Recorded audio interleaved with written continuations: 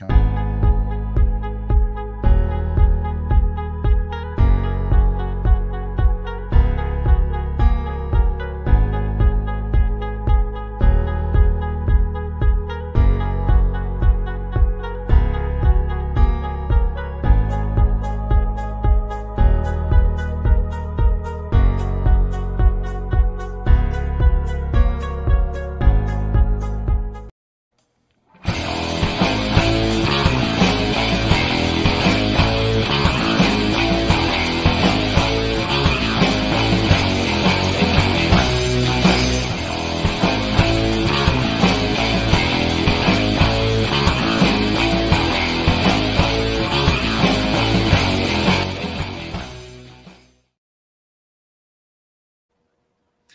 Well, good evening, everybody. Hello, everyone. Man, every time I watch that intro, it's like, gosh, why I gotta change that. I don't like it.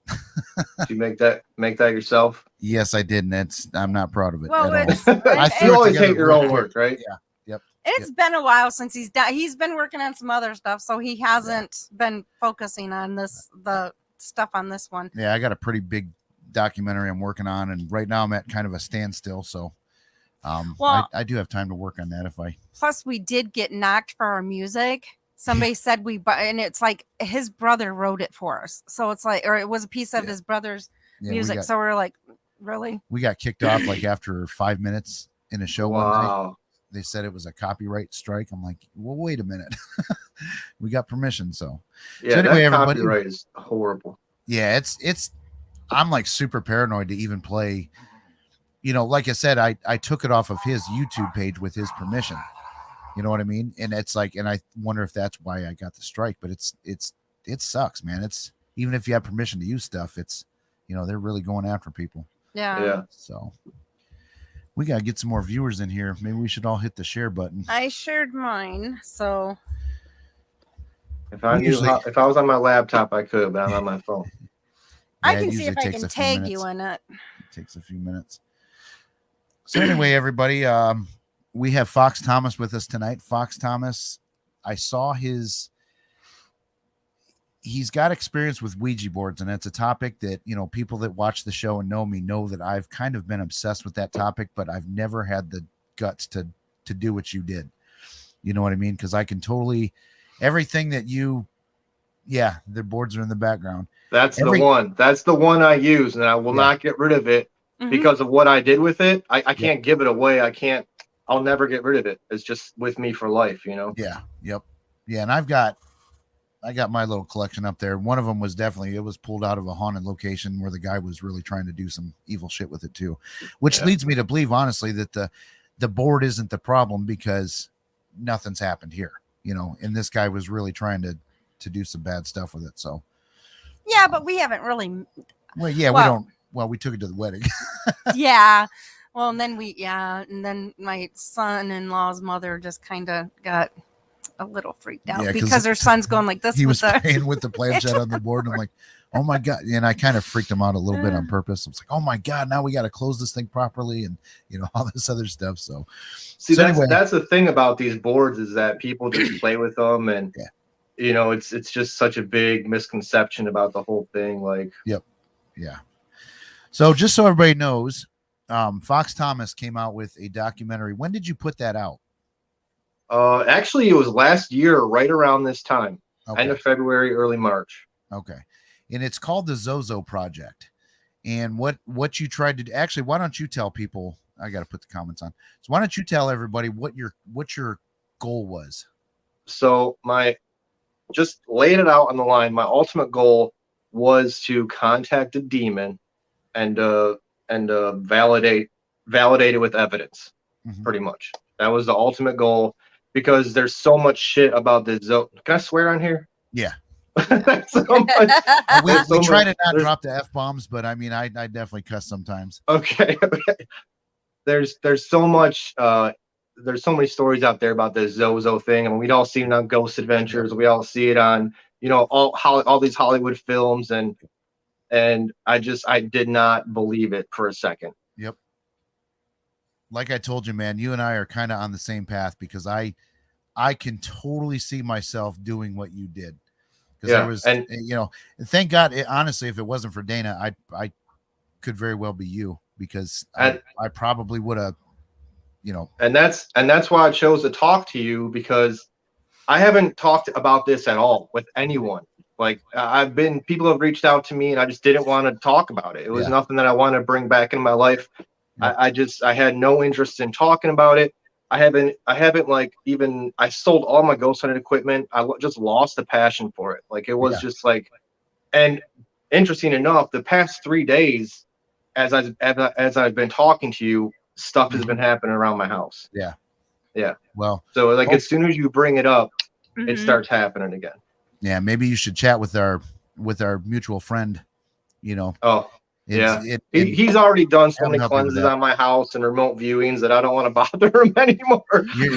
but okay, so everybody knows that we're talking about Adam. Adam is in the film, and Adam is our mutual friend, and and we both know that. And I'm the same way. There's a lot of times where I want to call Adam. I'm like, no, I don't want to bother him because he's busy all the time. But like, if you really get in some trouble, man, reach out to him. Oh yeah, I definitely always do. Yeah. Yep. He's the person I trust, and he's the only one I'll actually go to. Yep. Yeah. We have two like that we are go-tos. So. Yeah.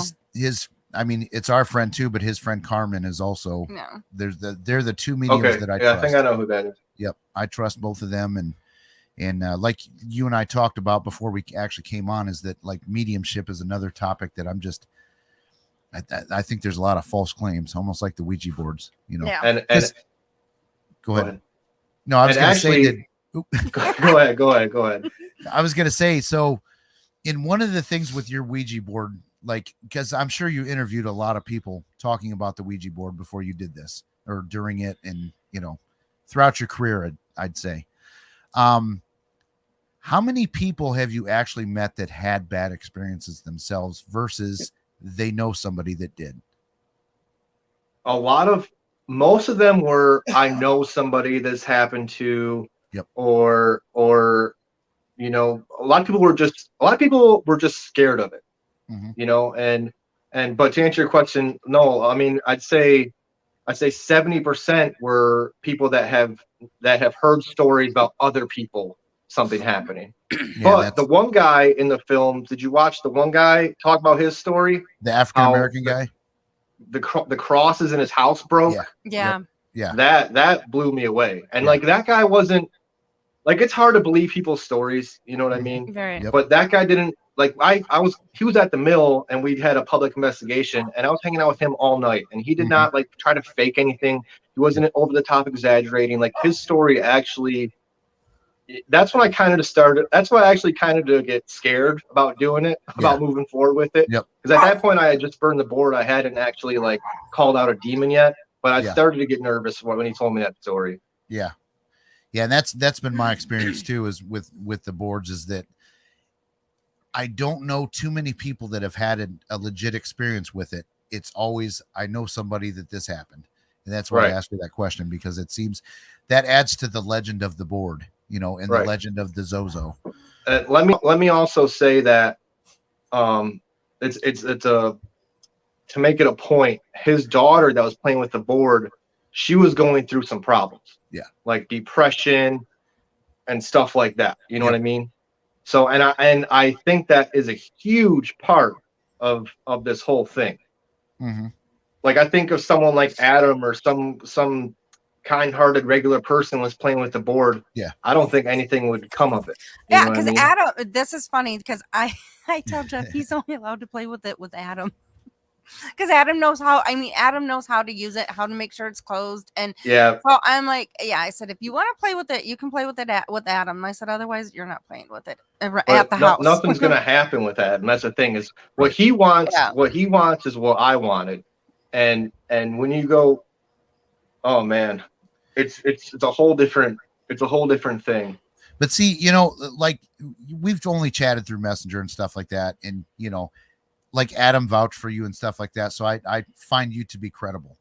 So I don't know that I have that desire or that quest to play around with it. You know what I mean? It's almost like, okay, this guy did it, so I don't think I have to now.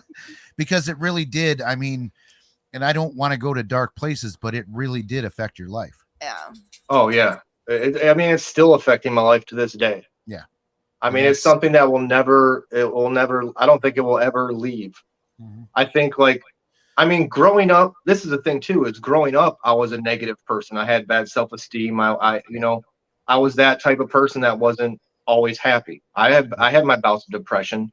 And I think when you're that kind of person and you go looking for that, it's almost like there's this glue in the air, a negative energy that just sticks to you. Mm-hmm. And you can't shake it off because that's your personality. That's your energy field.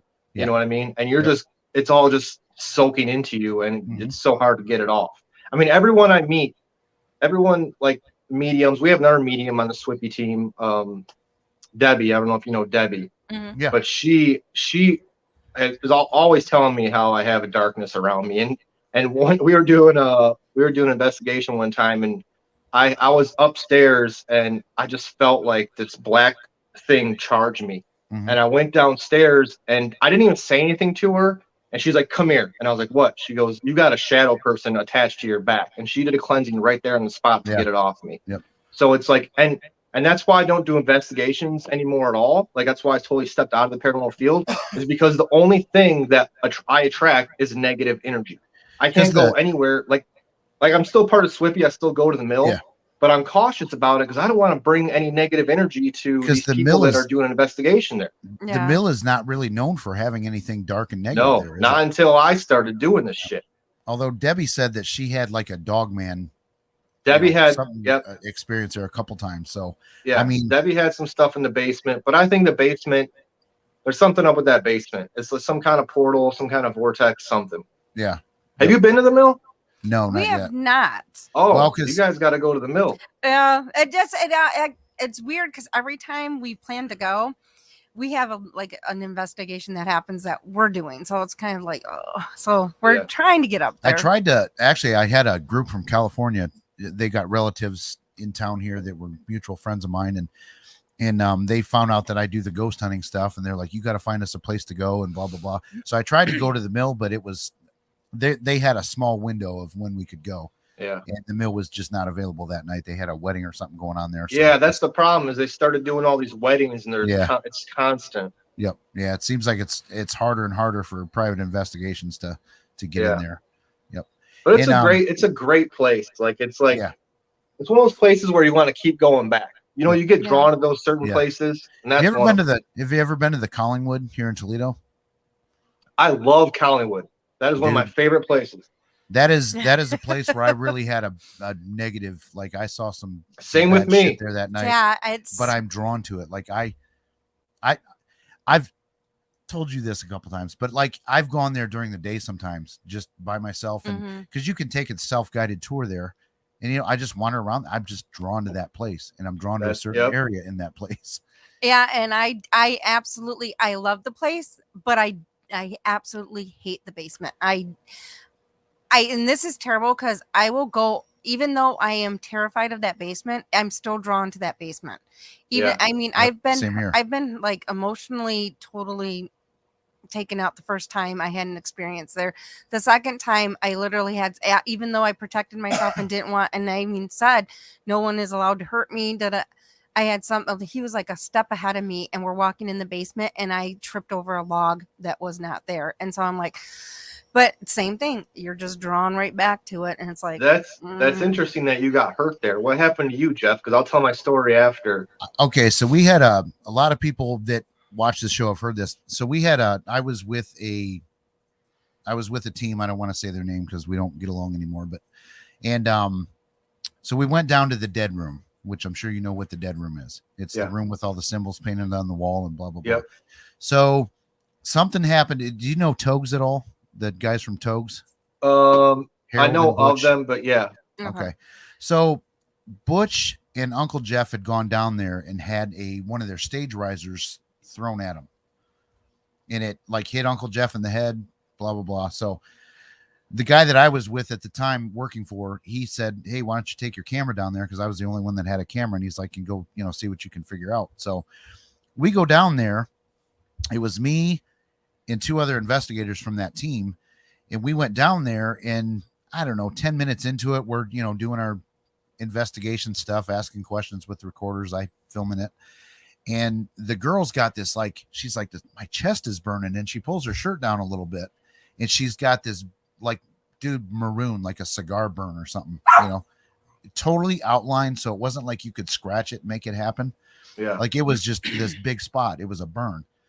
And so we were like, oh shit, you got to get out of here. And, we took her out in the other area. And so we're still in the room investigating, and we keep hearing her go like, ouch, God damn it, leave me alone. She's like, something's getting her. And so we'd go check on her, and she's like, something keeps like grabbing my ankles. So I guess long story short, after a while, she had 2 perfect fingerprints right on this side of her throat, and 1 thumbprint and it was the same dark outline maroon. Like, I went home because like these were fairly new people to me. So I question everything. Yeah. I could not even come close to duplicating what happened, and it took her out. Yeah. And then, so that was at a Paracon. So the next that was year, at a Paracon? Yeah. Yep. Wow. That was at their Paracon. The one incident where I tripped over the log was the same thing. Well, I mean, there was tons of people there. Yep. The one time it was actually an open investigation that we went on. So there's other people around, but both times, yeah. So exactly a year later from that, it was the second Paracon that we're going to have there. And her and I, like, it affected me too. And I kind of made a pact with her that like I wouldn't go to this one. She was worried about people getting attacked there and stuff. So I said, okay, I won't go. And so we were chit-chatting about another case, texting and stuff. And then at midnight, she calls me and she's like, hey, I just got a call from the Collingwood Art Center. And this is midnight. And she's like, and there was nobody on the other line but static. And so as I'm talking to her, I'm trying to tell, like, there's, you probably got on their robocall list, and, they're updating about the conference. Trying to figure out any way that. Right. So as I'm talking to her, I get a phone call, and I looked at the number, and it was 419-240 something. I was like, that's downtown Toledo. So I was like, I clicked over, and it was the same thing. There was nobody on the other end. So I called the Collingwood, and that's the next day. And they're like, no, that's our office number. Like, you would have to have a key to get into the office to make that call. And we don't even have a robocall list or anything like that. So, I was like, yep, I'm not going this year for sure. That's crazy. But now, that being said, that other team that we were with, there is an app that you can call people from another phone number. So I'm still kind of like on the fence. Was that them messing with us? If so, that's some evil shit, and they suck. Yeah, that seems more the case. Right. You know what I mean?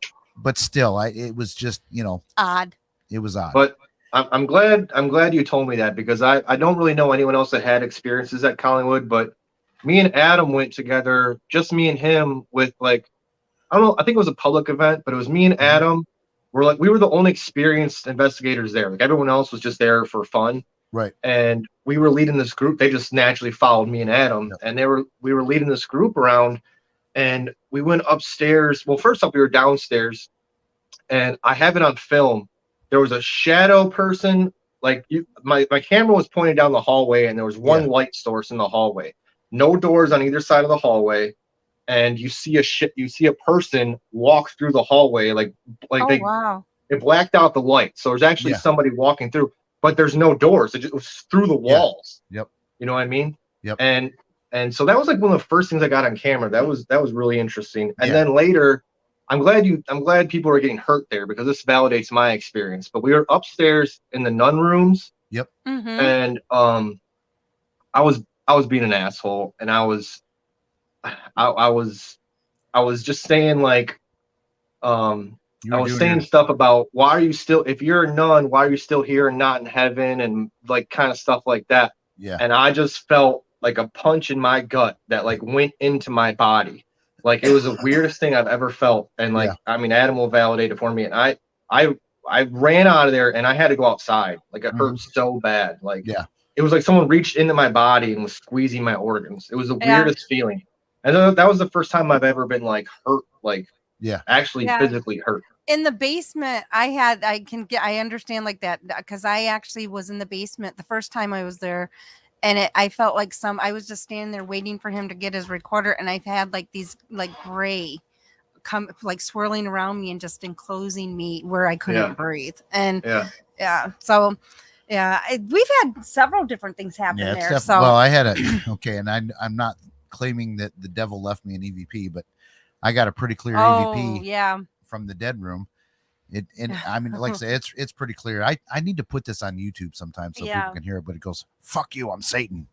Like, holy crap. Just that clear too. Yeah. Like almost, it was crazy. So Collingwood's an interesting. Yeah, we have a pass with Collingwood, but let's definitely get back to your movie because I think that's what. Why is there only 3 people watching? I don't know. There's like 4. It's like we normally have a lot more. I don't know. I don't know.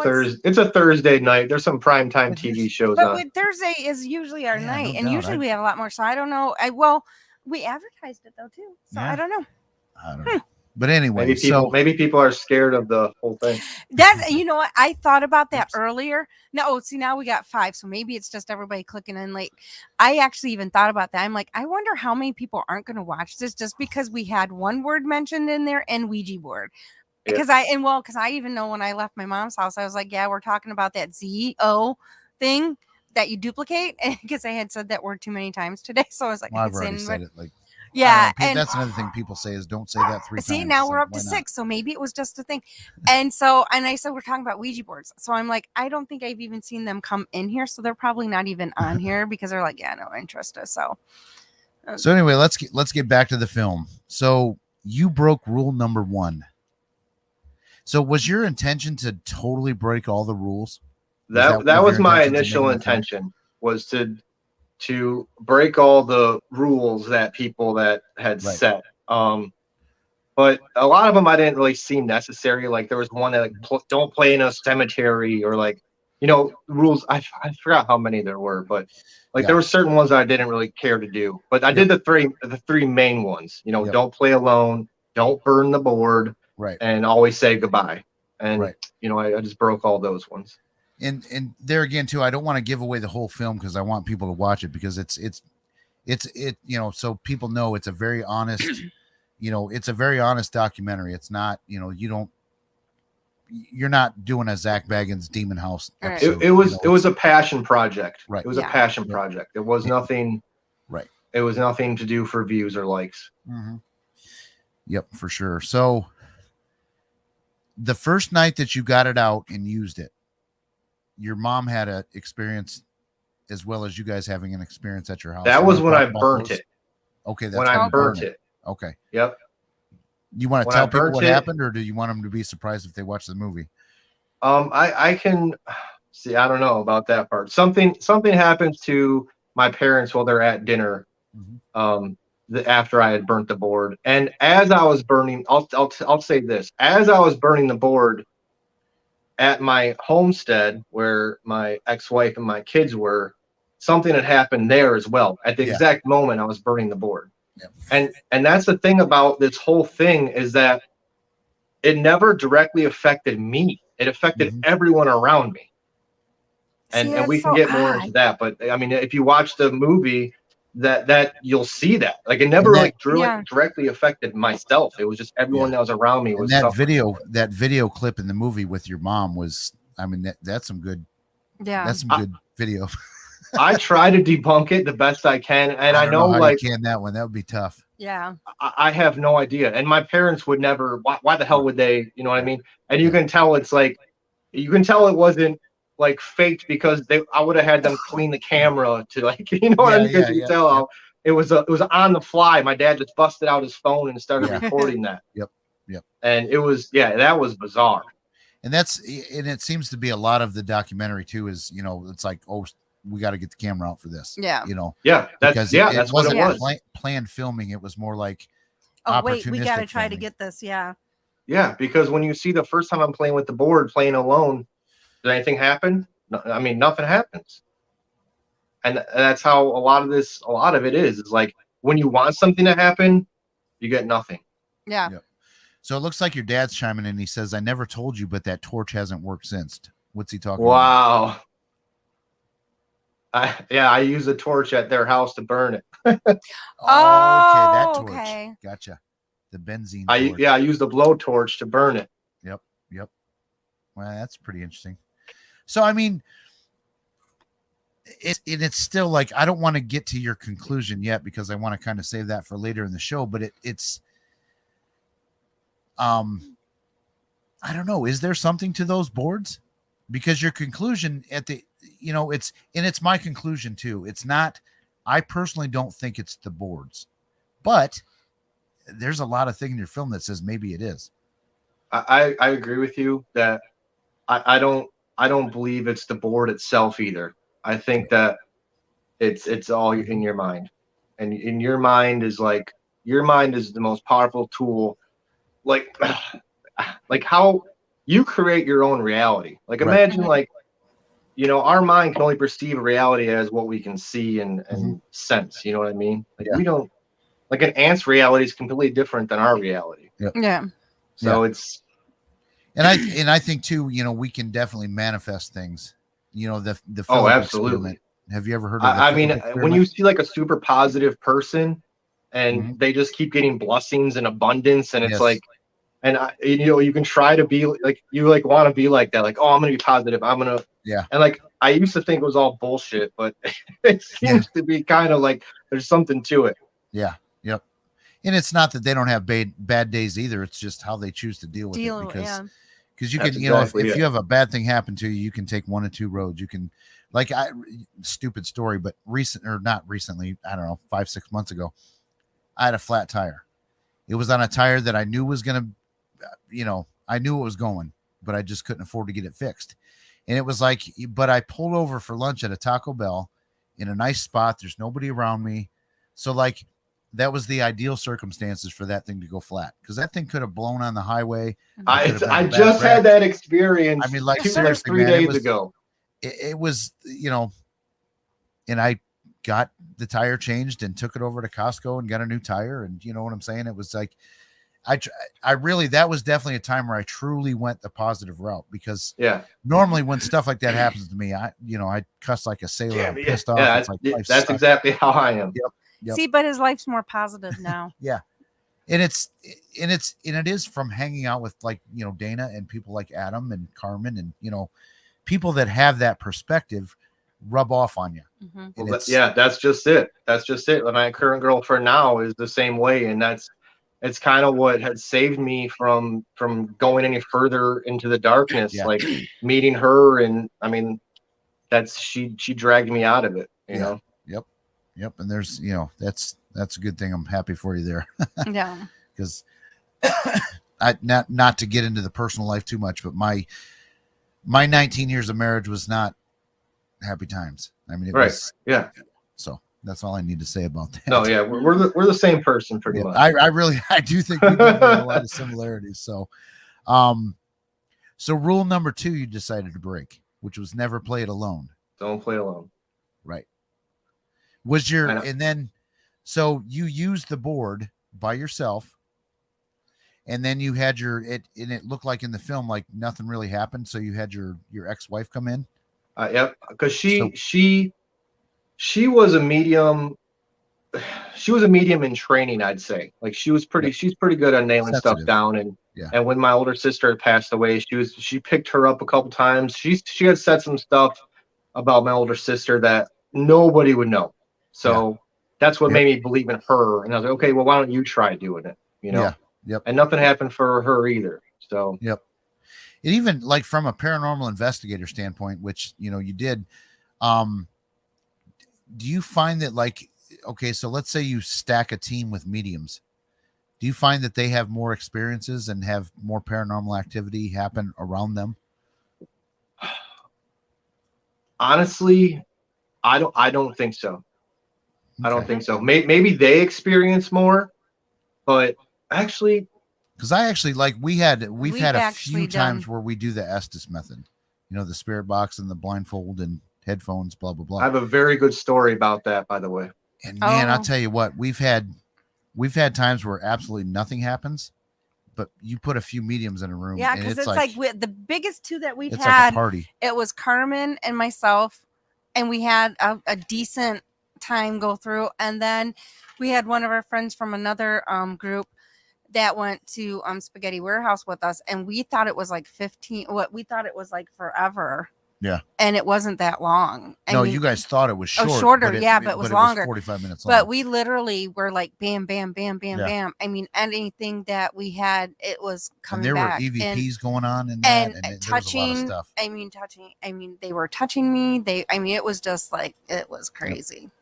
I think I take back what I said earlier. I think on a normal investigation, when you bring more mediums in, it might not help. But if you're doing like a specific thing, like how you just saying you're doing the Estes method. I was doing a project a couple of years ago called Smashing the Crystal Ball, where I took mediums and I took people. I had 2 clients. I had one girl whose brother committed suicide, and I had another lady whose daughter was murdered. We brought them to the mill. We all sat down with mediums, and we had all our equipment set up as the mediums were doing readings, trying to connect with their loved ones that they lost. Right. And let me tell you, I've never seen a REM pod go off like that. I've never seen. So yes, when you have mediums involved, you get off the level experiences. And the coolest thing about that is, as the daughter who was murdered, I got her laugh on EVP. Oh wow! And I showed the mom, and she said, "Yeah, that's my daughter's laugh." Yep.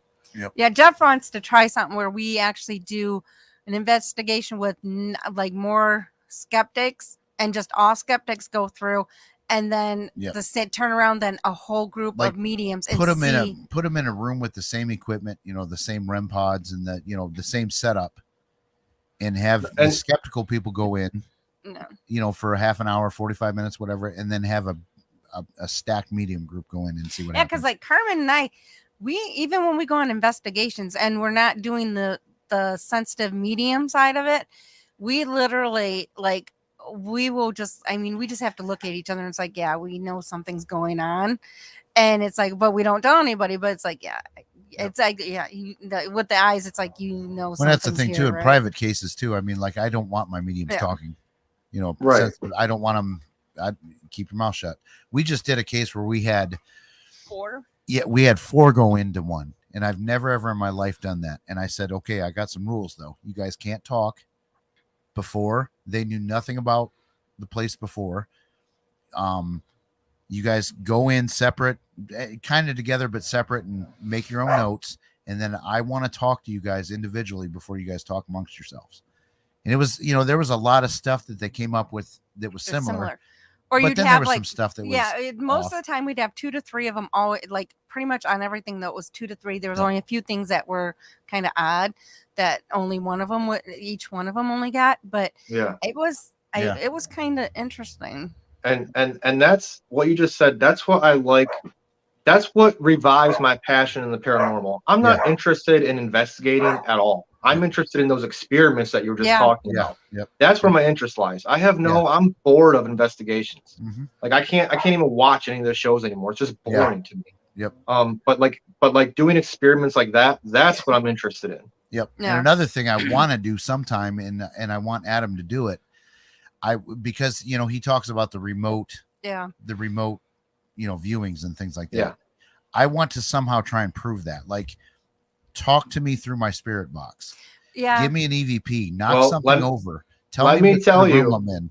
Let me tell you. When I had a shadow person at my house, and I had Adam do a remote viewing to try to cleanse it, and we were sitting down on the ground with an Ovilus running and a couple other pieces of equipment. As I was talking to him on Messenger on my phone, he was telling me, okay, I'm going to start now.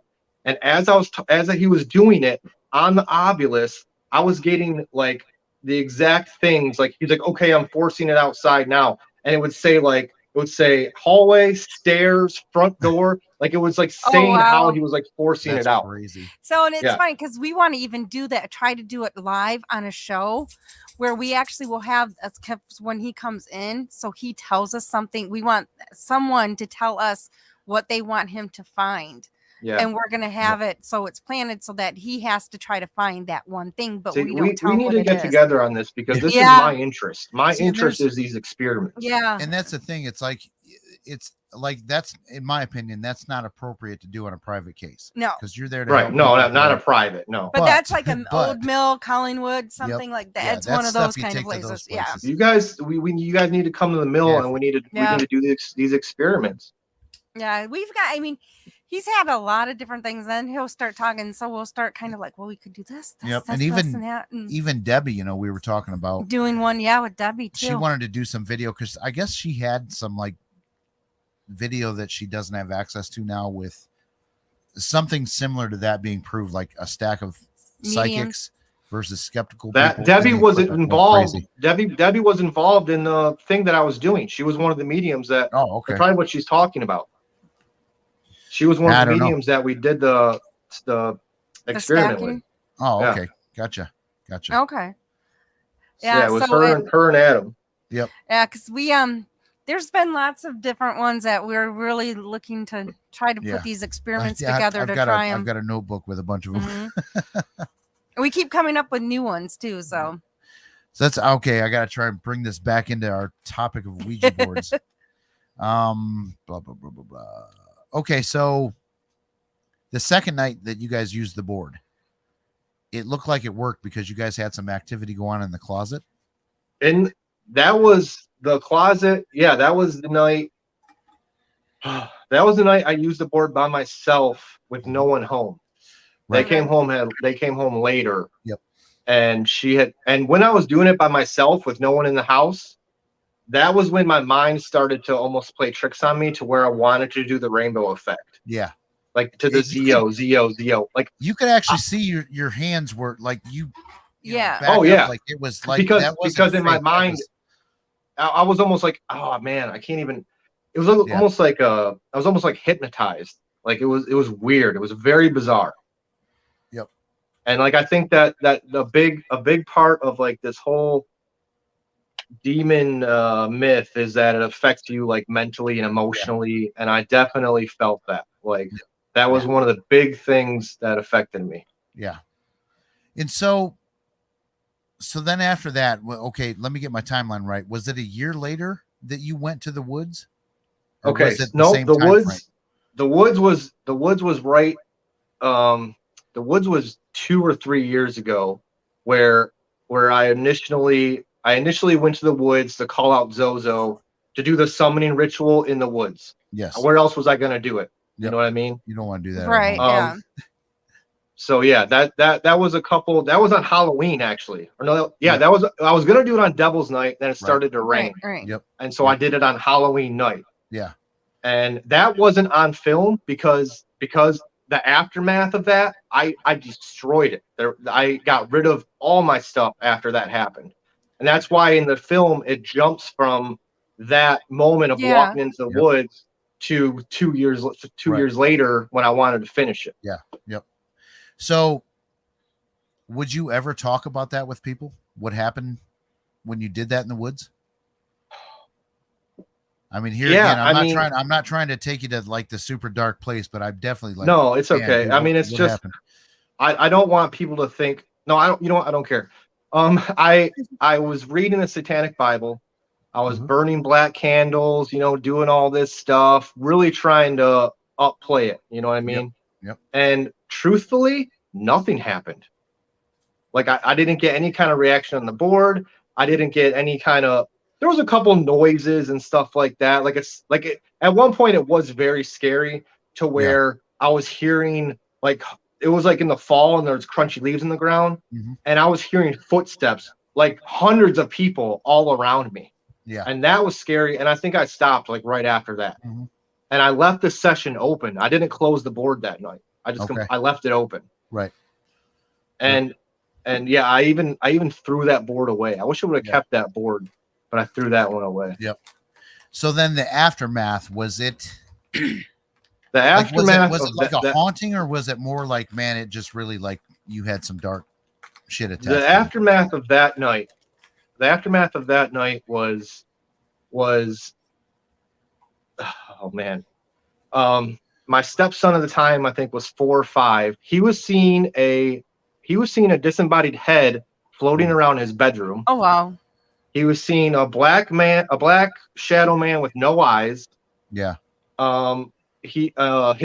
This is the creepiest part for me. He would say his toys would come alive at night and walk around on the floor. My wife was experiencing a lot of stuff, and emotionally and mentally, I fell apart. Yeah. Like it was like I was just full of like the typical demon stuff you hear, full of rage, depressed, nothing can fix it, nothing was helping. And then after that, my sister had died, my older sister. She was only 38, and I don't want to say like a demon killed my sister. I don't want to say that at all. Yeah. You know what I mean? But it's just kind of off. It was just all in this bubble of like darkness and dark energy. You know what I mean? Yeah, for sure. And then, Yep. So, I mean, so there again, it seems like whatever in kind of like in the beginning of the story, like it went after people you knew. Not necessarily like it didn't attack you. It was everybody except for around like you. mentally, it went after. That's exactly right. It doesn't like it did. For me, people know like that's the way to get me. Like you could call me a MF or say whatever you want to say. Like I don't give a shit. But you call her something, and you're gonna get, you're gonna get the monster. You know what I'm saying? Like we're the same person. People can say whatever they want to me. I don't care. Yeah, because even after Collingwood, after that first time that it really pissed. Emotionally got to me, it because I was a hot mess, and I was like a hot mess for probably a good couple of weeks after that. He actually was going. He was like a totally different like. I could definitely get very protective. And, it was just like crazy do whatever you want to me, different he had become in that little bit of time. So Jerry had a question. To answer his question there, yes, I did leave it open. That was one of the rules I was going to break, was always say goodbye. Yeah. And yes, I left it open on purpose. Okay. Even though I threw it away. And I do know Jerry is a team member of ours, and he's he actually did the homework. He watched the film, and Jerry's good shit. You can talk to Jerry on the phone with a client, on speakerphone, and as we're looking, he's typing in, looking up info. He's got the property research done. He's got the, and he'll listen to hours. I was actually very surprised that, I like last month I had gone on Instagram on the Paraflix, and it said that Zozo was the top 3 most watched in 2021. I had no idea. I don't promote the film. I don't do anything with it anymore. I don't want nothing to do with it. Yeah. You're the first person I talked to about this. Yeah. I think a lot of it though on the Paraflex is that it's all word of mouth. It's like as soon as you catch one, because that's how we found it, was after we went on there to do something. It's like, wait, what? And then he was like, this one looks good. So then it was like, all right, we went on to watch the I don't remember what the Conjuring House. Oh yeah. We were having Joe Vitale, and God, what's the other guy's name? Matt. We were Benson. we were having them on as guests on our show, so we wanted to watch that. And then yours was like the next to watch. So we watched. I watched it. I was like, oh shit, that's it was very amateur. It was actually the first thing I'd ever done like that. Like I made little YouTube videos here and there, but that was just, like I said, it was a passion project, and you can tell it was never meant to be like. It was just me doing everything, all editing, all audio, all filming. Like it was just me. I had no help. Yep. And that's another reason why I admired it, because like that's a full-length documentary, and that's my goal right now at this point, is to get one of those out, because I've done lots of promo videos and little videos and blah blah blah. Yeah. But like that's my next goal, is to get a full-length, haunting story out. And it's it's but there again, you're probably like me as well, as the artist side of you says it's not done till it's done. Yeah. Did you have a desire to put it out right after you did the Woods thing, or was it like, no, I just know deep inside after I did the Woods thing? After I did the Woods thing, I wanted nothing to do with it. Like I said, I sold all my equipment. I was just done. I was completely done. And then I had seen something about Paraflix, and Natalie, the CEO, she posted something. I just like nonchalantly reached out to her and said, hey, what kind of stuff are you guys looking for? At that point, the film wasn't even finished. Yeah. And she was like, I sent her that first part of it. Yeah. And you can see how the quality changes from the first part to the second part. I sent her that first part. And she goes, yeah. She goes, is it finished? And I was like, no, I didn't. I never finished it. She goes, finish it and send it to me. Yeah. So Yep. I just, that second part where it says like 2 years later, Yep. I just whipped that up in like 2 or 3 months. Yeah. Yep. Do you ever regret throwing the footage away and stuff like absolutely. that? Yeah. I wish I still had that. Yep. That's definitely something I was Yeah. wanted to ask you. Like, man, he's got to be kind of I'm kicking kicking himself a little bit for throwing that away. I mean, yeah. I definitely have, like, we were talking about mental health earlier and depression and things like that. Like, I have a project that I started 4 years ago. I call it Behind the Mask, and it's all about that. And and someday I'll put that out, but it's not done yet. But I film myself in my in a pretty bad places, and it's on film. It's just, and again, I'm not ready to watch it yet again, but it's there for in the future when I put this thing together. I feel that 100. That's so weird that I randomly met you. We're the right? same person. Like, yep. I was just in that depression zone the other day. So my recommendation to you is don't do what I did. Stay away from that. Yep. Because it just makes it 100 times worse. But luckily you have her. Like, I feel like you have someone that keeps you grounded. Yeah. That's huge. That's huge. Well, and I learned a lot about that going through it. It's like, I'll tell you what, man, like in the basement of that time in my life, I was like, I will never ever allow myself to get here again. Like, there's no way. It was so bad. Like, I seriously, I don't know if I've said this live before, but I almost killed myself 2 days in a row. Mm-hmm. Something in me, I was on a job. I was going to go to the Fallen Timbers Monument. And I was like, after work, I'm going to blow my brains out sitting on a bench at that monument. But something in me said, wait till after work. And, that feeling of having to do it went away. But there were 2 days in a row where that happened. Like, in the morning, I was, and it's like, looking back, it's like, what stopped me? Because if you're going to kill yourself, why do you got to finish your work day? Yeah. Yeah. There was something. And head over there. That was before we met, too. Yeah. And so it's like crazy, but because I met him like on the downside of of his worst. Yeah, and I've never ever been there, and never will again. There's like, and because I think he was kind of at the bottom when we met and started talking. Yeah. And weirdly, it was weird because it was on New Year's night or New Year's Day, like at 3:00 in the morning when we started talking. So, I mean, and it was just like a friend. Then we just kept talking. And then it was like, but it was just something that we needed, just that little bit of spark. And then, like I said, it took us a little bit before we met, but it was like the timing wasn't right until we met, even though we lived so close together. So yeah. And that's kind of a funny story too, because I think you were on the phone with me when I was living in a guy's basement, because I had recently moved out of my house. Me and my wife got separated, and it was like 2 or 3 in the morning, and someone's walking around upstairs in the house that I'm staying in. I'm like, what the hell? Like, this shit's getting robbed. Like, it was the owner of the house. He never told me he was coming because he lives in Sandusky, and he just happened to get there. And dude, I pulled a gun like 6 inches from his face because I came up the stairs and he rounded the corner and my gun's right here. I'm like, he's like, why would you point a gun at me? I'm like, because it's 3 in the morning. Yeah, you can't do that. House, dude. Like, what the hell? That was hilarious. So, which is an interesting thing, which will lead me to the story of how I met my current girlfriend.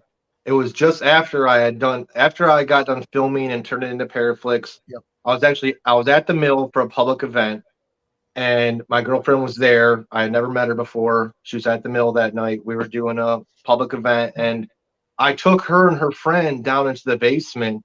It was just me and them down there. Yeah. And I have it on YouTube. There's a video on YouTube of actually recorded that whole night. But we were downstairs, and the whole night the Ovilus is saying, at this point I still had a dark attachment. This thing was still on me. I mean, it still is. I think it's here right now. But the whole night, the Ovilus was saying her name. It was saying girl.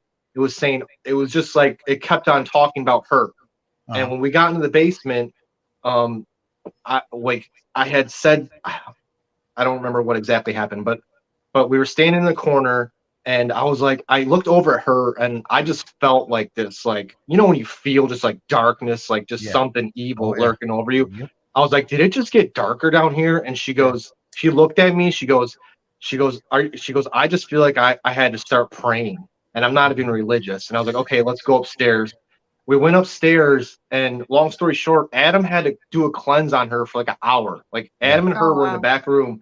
He was like doing a cleanse on her for like an hour, trying to get this thing off of her. Yeah. And it tried to, like he said, like his words, it was tying chains around her. It was trying to attach to her.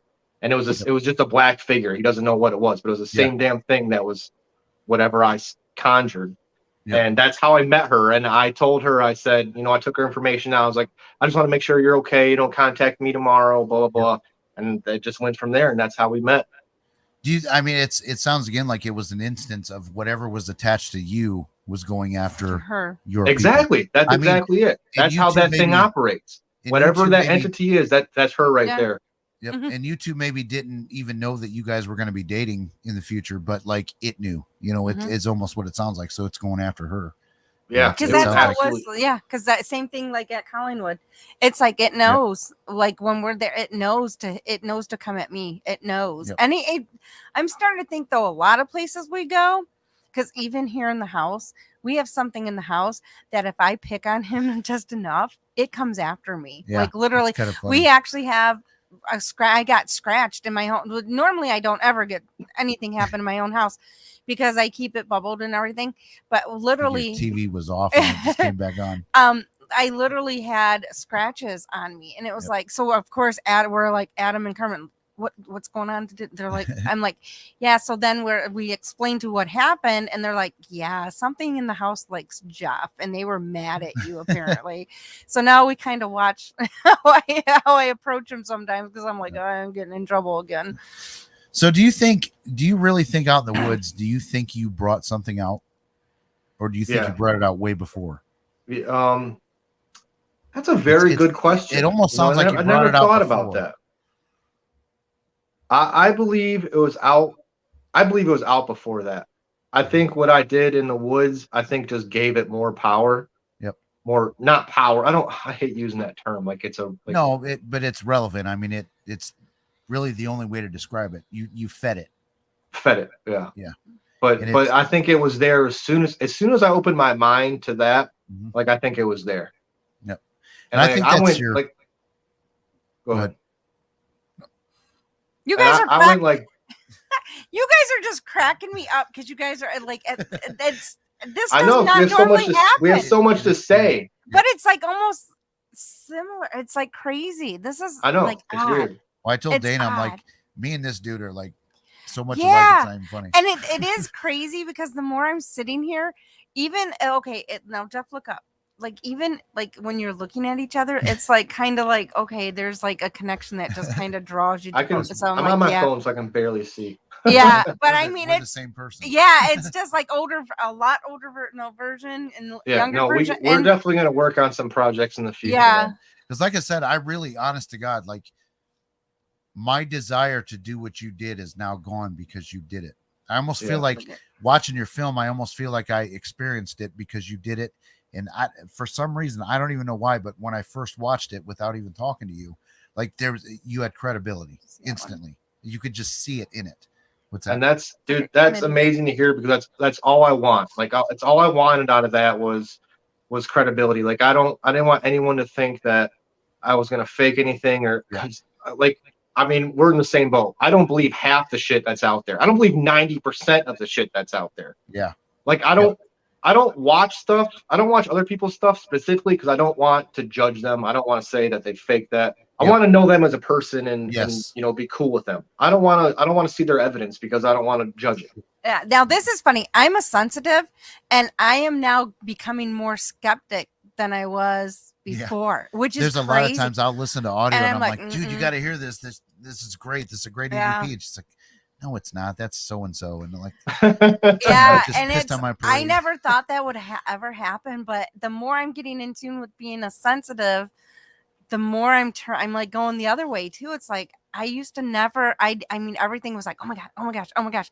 Yeah. And it's like now I'm like, yeah, I don't know. I think now that it's happens like I to need most. to I prove think it. that happens to all veteran investigators. Yep. We just start to be skeptical of everything. And I definitely You know? go, from I have time periods where I'm like, I'm totally wasting my life chasing this because it's all bullshit. Oh yeah. Like I go through that all the freaking time, and it's like, but then you go do a good Estes experiment. Man, we ain't causing problems at your house, are we? I don't know.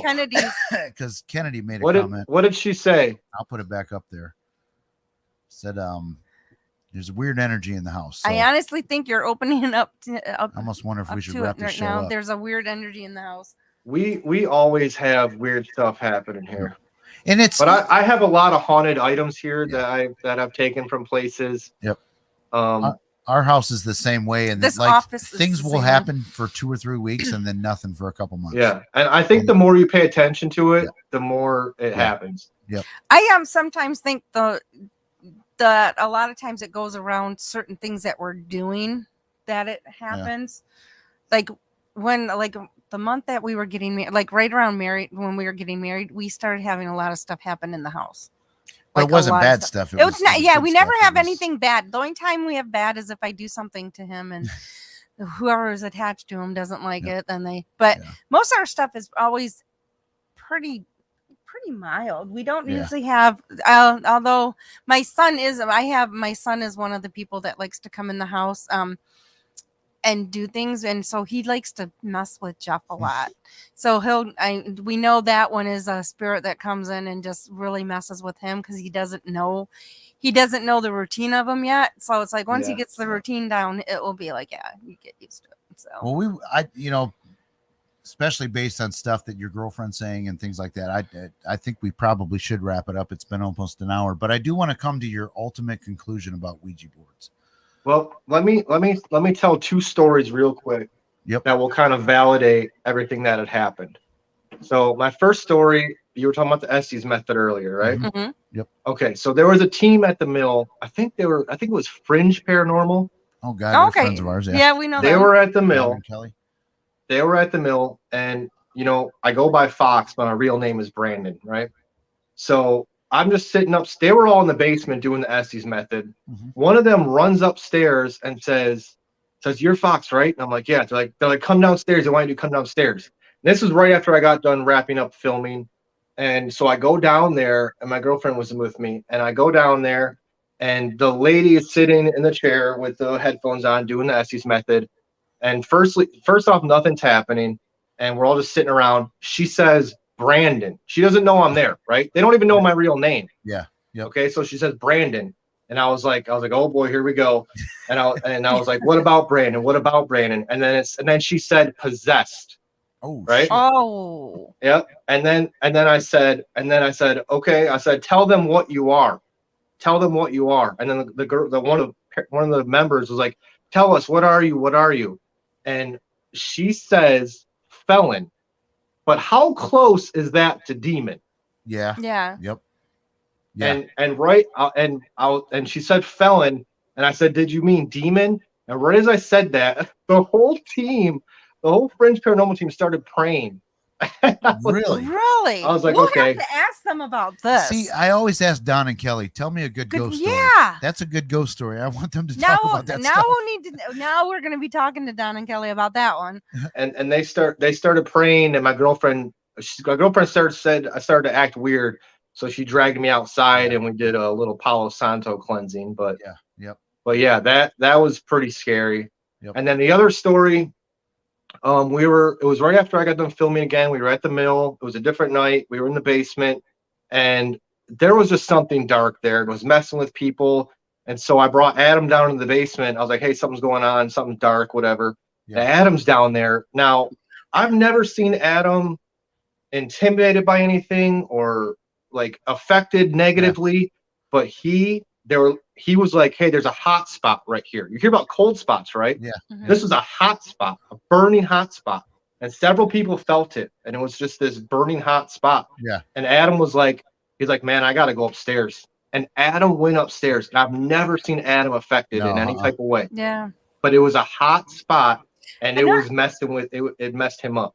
I remember him talking about that though. Did he? Yeah. Yeah, he's mentioned it one time. Once I've heard him talk about that, and he doesn't talk about it often, but I heard him one time talk about it. God.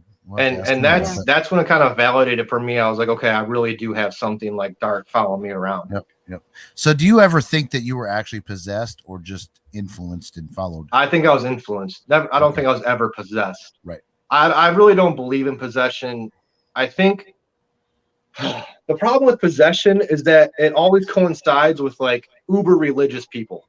Yeah. Mm-hmm. You know what I mean? Mm-hmm. And a lot of demonic cases as well are always uber religious people. Yeah. You know what I mean? And so I still, to this, out of everything that happened to me, I'll still say I don't believe in demons. I don't. Okay. I don't believe in demons. Do I not wish, but do I like, if I had seen this goat-headed figure at the foot of my bed or experienced anything like that, then it would change my mind. But of everything I did, I never had anything like horrible, like, but then again, it never affected me only mentally.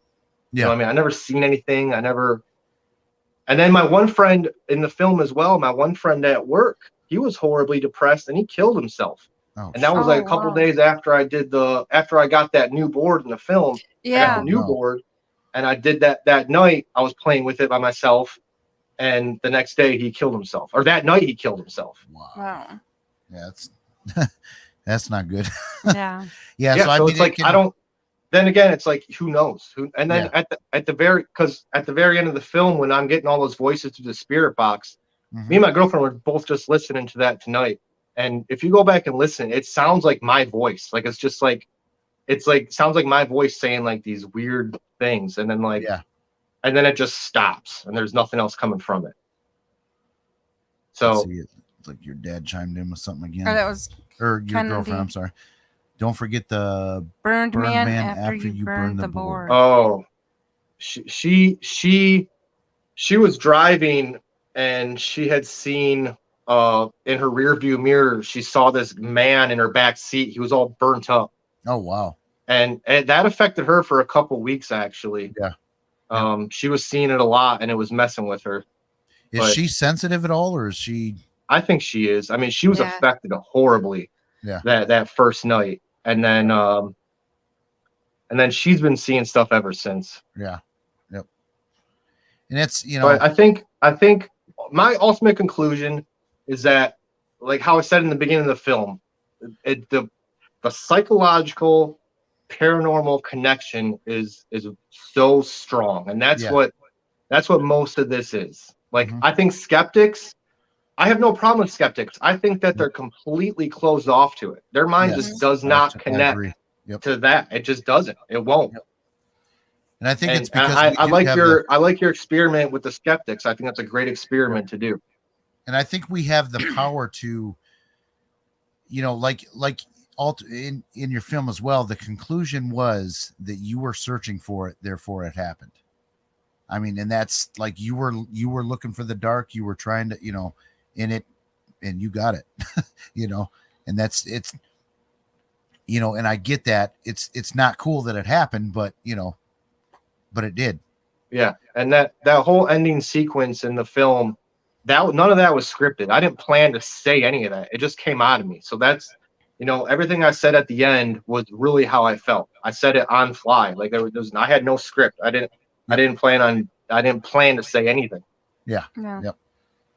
Yeah. Well, like I said, I'm glad it sounds like you're in a better place today than you definitely were a year or two ago. And I'm glad everything worked out. And, it sounds like you and your girlfriend are, grounded as well and meant for each other. And, and I'm glad all that happened. So, but yeah, we really have to be careful on what we do because, I hate to use the phrase, but it says, everybody says, fuck around and find out. Well, you did. That's exactly what that's dead accurate. Yep. Fuck around and find out, and you will find out. Yep. And I do think too, people, I think people can accomplish the same thing with, even a digital recorder. I don't think you need the board itself. It's your intentions on what are you trying to bring out? What are you trying to question? What are you trying to find out? And you know, like you said, you'll find out. So yeah. Anyway, man, I'm really disappointed at the number of viewers tonight. I know. I'm trying to think if there was like anything going on. Well, I know a lot of our regular viewers didn't watch tonight. But I know there was something going on today, I think. And maybe that's not why. I think, well, because I know I think a lot of school stuff going on today, though, because like Adam, I know had band stuff, and a couple other people I know had stuff going on with like kid stuff. So it must have been a big kid activity day. Because I know a lot of people too that we talk to. I mean, they want to hear about Ouija boards and this topic. Yeah, so that was kind of odd.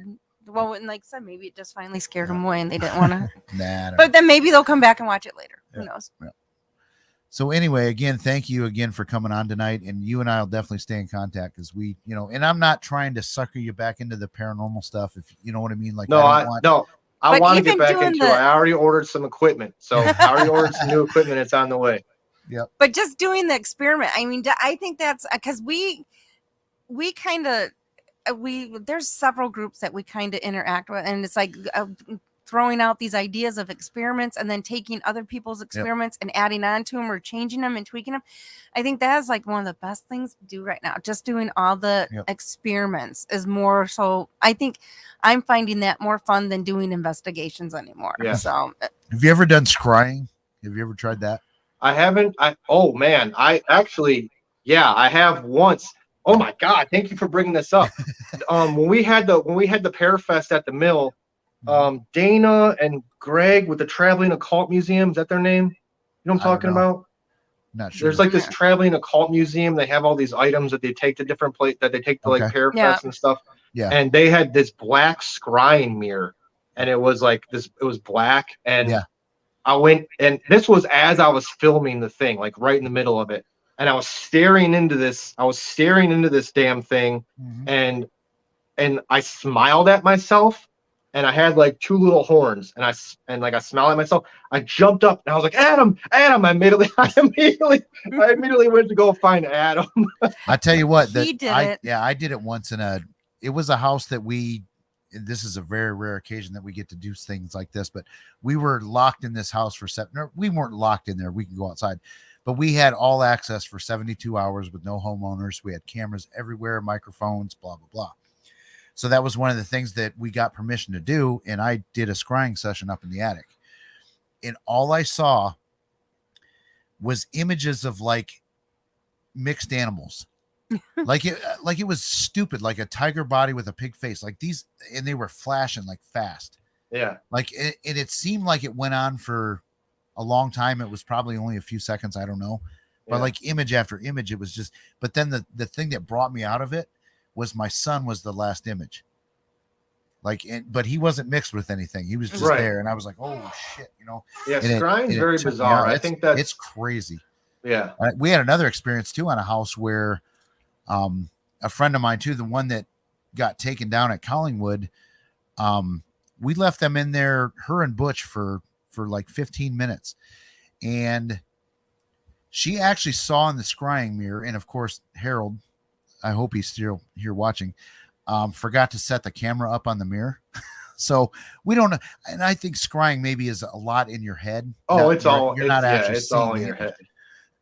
But anyway, she actually like predicted a murder happened on this property. And she kind of told the story of it. Now, whether or not it's accurate or not, we don't know because the story was never truly told. Yeah. But, and she didn't know that before she did this, but she told us this story of what happened. And then later on, we found out, actually there was a murder here, and they actually had the body outside for a few days because they were looking for people to identify who it was. And, this was in the 1800s, and it was like, holy shit. But she had details of this story. And it was, I don't know, man. There's something to that scrying thing. Yeah. Well, that's another thing I say in the film is that I say everybody's psychic, everybody's a medium. Yeah. We can all connect to that if we just open our mind enough. You know what I mean? Yep. And a lot of people are scared. Either you're scared of it or you completely deny it and don't believe it. Because like kids, you see these medium or psychic kids that as soon as they're told that it's not real, it stops. They're crazy. And it stops. So there's something to it. There's absolutely something. We've done a couple cases too where we've gone out and we actually think like the kid is the problem, or not the problem, but the causing the haunting, because they're sensitive and they don't know it and they don't know how to deal with it. And they're, bringing stuff in the house, not on purpose, but So anyway, again, we could talk for a long time, but it's been an hour and 10 minutes, and we'd love to have you on again. You guys will have lots of future conversations. I got a feeling together. Oh yeah. I mean, I have a lot. Just like you, I have a lot of things in mind. Like I have something actually that I'm planning to work on here in the next month with Adam. Adam's going to be involved in it. Cool. I teased it a while back. I don't know if it's not like I've put out a flyer for it, but it's like finding loved ones. So using mediumship and these scientific methods to actually see if we can connect with, people that have passed over. And like my ultimate conclusion or attempt at the end of the film is going to be to try and contact my sister, because I haven't tried. I don't, I'm not ready. I don't want to, you know what I mean? Yeah. But that's what I'm planning to do at the end of that. So that sounds cool. That'd be something I'd be into. Cause we've actually had a couple connections that would work. I know I have 3 that would. Yeah. That'd be cool. So anyway, man. Well, I'm up for working together whenever you want to do it. For sure. Yep. And I got camera abilities and audio stuff and all kinds of crazy shit. So yeah, good. It'll be nice not doing everything by myself. So. Yep. I hear you there. All right. Well, I'm sure I'll talk to you after we get out of here. Yeah, sure. Thanks again for joining us. And man, I wish more people would have watched. Hopefully people watch the rewatch. So I'll definitely share that a couple times this week. I'll share it out too. Yep. Cool. All right, man. We'll talk to you later. All right. See you, everybody. End this right now. Bye.